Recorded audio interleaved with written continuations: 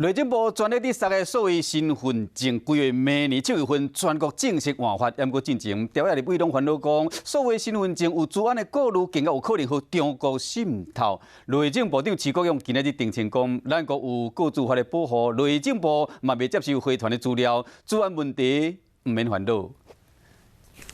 内政部2019年编48亿预算，要规划发数位身份证。不过，调查立委拢对数位身份证提出治安风险的警告，互内政部伫咧换发的时间上一直咧前。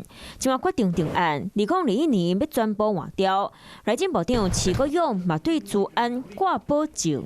我们卡片的资讯其实比现在纸本身份证更好用、更少、更安全。徐国勇嘛伫咧21号和政委东方做伙开直播，解决外界对数位身份证的治安问题。不过，国民党立委嘛是怀疑数位身份证敢会增加防监控的风险。我们有个资法的规定，这第一个。内政部对于我们使用数位身份证的任何一个国民，他到哪里使用、怎么使用，我们这边都没有收集，也不会回传给我们，绝对不会。 内政部预计，2021年7月底开始全国换数位身份证。最近卖广告，头一摆换免收钱，不过若需要补领，规费地位即卖200，起到900。